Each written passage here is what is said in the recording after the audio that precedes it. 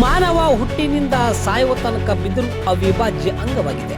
ತೊಟ್ಟಿಲು, ಮದುವೆ ಮಂಟಪ, ಗೃಹ ಪ್ರವೇಶ, ಕೃಷಿ ಉಪಕರಣಗಳು, ಸಂಗೀತ ವಾದ್ಯಗಳು, ಮನೆ ನಿರ್ಮಾಣ ಮತ್ತು ಅಂತಿಮ ಸಂಸ್ಕಾರದ ತನಕ ಬಿದಿರಿನ ಬಳಕೆ ಭಾರತೀಯ ಸಂಸ್ಕೃತಿಯಲ್ಲಿ ಹಾಸುಹೊಕ್ಕಾಗಿದೆ.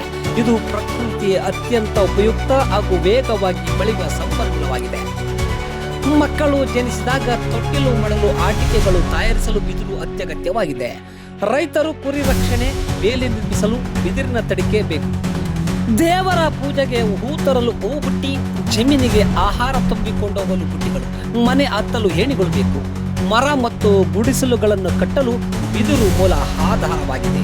ಭಾರತೀಯ ಸಂಪ್ರದಾಯದಲ್ಲಿ ಮಂಟಪ ತೋರಣ ಕಟ್ಟಲು ಮತ್ತು ಶುಭ ಕಾರ್ಯಗಳಿಗೆ ಬಿದಿರಿನ ಕಂಬಗಳು ಪ್ರಮುಖ ಪಾತ್ರ ವಹಿಸುತ್ತವೆ. ಹುಟ್ಟಿನ ತೊಟ್ಟಿಲಿನಿಂದ ಹಿಡಿದು ಸಾಯುವವರೆಗೂ ಅಂತಿಮ ಯಾತ್ರೆಯವರೆಗೂ ಬಿದಿರು ಪ್ರತಿಯೊಬ್ಬರ ಜೀವನದೊಂದಿಗೆ ನಿಕಟವಾಗಿ ಬೆಸೆದುಕೊಂಡಿದೆ. ಆದರೆ ಈ ದಿನಗಳಲ್ಲಿ ಬಿದಿರು ಸಿಗದೆ ಪ್ಲಾಸ್ಟಿಕ್ ಹಾಗೂ ಕಬ್ಬಿಣದ ತಂತಿಯಿಂದಾಗಿ ಬಿದಿರು ನಂಬಿ ಕುಲ್ಲಕಸುಬು ಮಾಡಿಕೊಂಡು ಜೀವನ ಸಾಗಿಸುತ್ತಿದ್ದ ಕಸುಬುದಾರರು ಕುಟುಂಬಗಳು ಬೀದಿಗೆ ಬೀಳುತ್ತಿವೆ. ಇಂತಹ ಕುಲಕಸುಬುಗಳು ಉಳಿಯಬೇಕಾದರೆ ಸರ್ಕಾರ ಇಂಥ ಗಮನ ಹರಿಸಬೇಕಿದೆ. ಬಿದಿರು ಪರಿಸರ ಸ್ನೇಹಿ ಮತ್ತು ಅತ್ಯಂತ ಬಾಳಿಕೆ ಬರುವ ನೈಸರ್ಗಿಕ ವಸ್ತುವಾಗಿದ್ದು, ಇದರಿಂದ ಮನೆ ಅಲಂಕಾರಕ ವಸ್ತುಗಳು, ಅಡಿಗೆ ಸಾಮಗ್ರಿಗಳು, ದೈನಂದಿನ ವೈಯಕ್ತಿಕ ಆರೈಕೆ ಪರಿಕರಗಳು ಮತ್ತು ಕರಕುಶಲ ವಸ್ತುಗಳನ್ನು ವ್ಯಾಪಕವಾಗಿ ತಯಾರು ಮಾಡಲಾಗುತ್ತಿತ್ತು. ಚಳ್ಳಕೆರೆ ಮೇದಾರ ಕೇರಿಯಲ್ಲಿ ತಲೆಮಾರುಗಳಿಂದ ಬಿದಿರು ನಂಬಿ ಬದುಕು ಕುಟುಂಬಗಳು ಇವತ್ತು ಪ್ಲಾಸ್ಟಿಕ್ ಹಾಗೂ ಕಬ್ಬಿಣ ತಂತಿಯಿಂದಾಗಿ ಸಂಕಷ್ಟದಲ್ಲಿವೆ.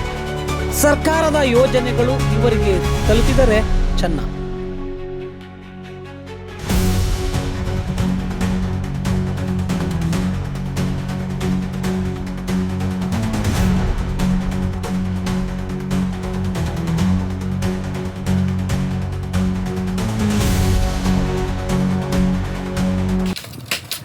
ಸೊ ಒಟ್ಟಾರೆ ಚಳ್ಳಕೆರೆ ನಗರದಲ್ಲಿ ನಿಮ್ಮಂಗೆ ಕೆಲಸ ಮಾಡೋರು ಎಷ್ಟು ಕುಟುಂಬಗಳಿವೆ? ಕುಟುಂಬಗಳು ಇಲ್ಲಿ ಒಂದು 10-15 ಕುಟುಂಬ ಇದೆ. ಇಸ್ಕೊಂಡಿದೀವಿ. ಬೇರೆ ಏನು ನಮಗೆ ಕೆಲಸ ಬರಲ್ಲ, ಕೆಲಸನೂ ಇಲ್ಲ ಬೇರೆ. ಎಷ್ಟು ವರ್ಷಗಳಿಂದ ಮಾಡ್ಕೊಂತ ಬಂದ? ಇದು ಸುಮಾರು ನಮ್ಮ ತಾತ ಅಪ್ಪರ ವಯಸ್ಸಿಂದ ಕಾಲದಿಂದನೂ ಬರ್ತೈತಿ, ಕೆಲಸ ಮಾಡ್ತಾ ಇದ್ವಿ.